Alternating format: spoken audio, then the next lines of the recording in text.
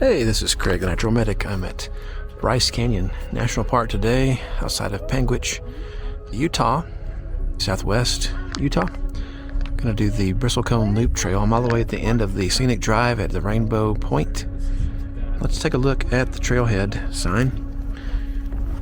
You're gonna go start at 9,120 feet. Gonna go down a little bit, then back up. 1 mile loop. On the trail, see some ancient bristlecone pines. If you'd like to see that, please follow along with me. I'm at the far end of the park. Just an example of some of the hoodoos. You can see how far it goes. All over there. Beautiful. It's a neat idea. Here in Bryce Canyon, they have benchmarks that are in some signs. I'm assuming, because this one is, right here. You have to find 3 benchmarks or hike 3 miles on trails that have benchmarks. See map, in-park newspaper, or junior ranger booklet. You can take a picture of yourself with them or make a rubbing, and you can turn it in for a reward. Pretty cool. Now looking behind us here, some really cool typical Bryce Canyon looking stuff. Even though technically Bryce Canyon is not a canyon. Kind of misnamed, but it's fitting. You have all these really cool looking hoodoos everywhere, which are just kind of these weird rock formations where the weathering and erosion has exposed them.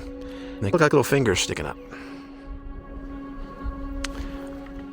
Unsure how far that is out there, if you can even see that, but there is a mountain straight out that way. That might be either in Arizona or right on the border. So we're not too far from Arizona right now. There's a little bit uphill from where we saw the cut bank hoodoos over there by the gazebo. We're looking at a bristlecone pine.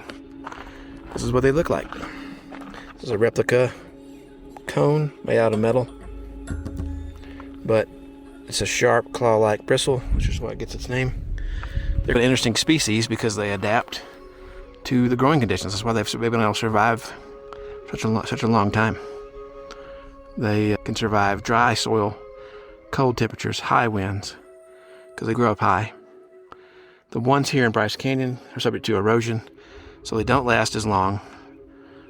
They're estimated to be about 1,600 years old. The oldest ones are going to be found in Nevada in the Great Basin National Park, and they're about 5,000 years old. Pretty cool. Look at this beautiful scenery over here to the right. Now, one of the things to think about in a high alpine environment like this is the health of the trees. You have trees that are like this brown one on the sign that have had a parasitic infestation. And then you have the more witch's broom type, which has a cluster. Then of course the healthy one has branches growing almost all the way to the ground. If you look out here in the forest, you can probably spot the healthy ones versus the unhealthy ones. What they've been doing here at the park is they've been trying to do some thinning, because a dense forest is an unhealthy forest. A healthy forest is more open, so the trees are not overcrowded and stressed. So you're definitely hiking through a pretty lush forest here. Douglas fir, bristlecone, limber pine, spruce, fir, because you're at the highest elevations in Bryce Canyon National Park at this point. You're definitely hiking through a nice lush one. And I think during summertime even this would be a good one to do because you're at high elevation and you have a lot of shade. Now this is the way I went before, or came from, Rainbow Point. This is how I started the loop going counterclockwise. You can also join up with the Under the Rim trail over there. And if you want to go to Yovimpa Point, it's that way. So that's pretty much the end of the Bristlecone Loop.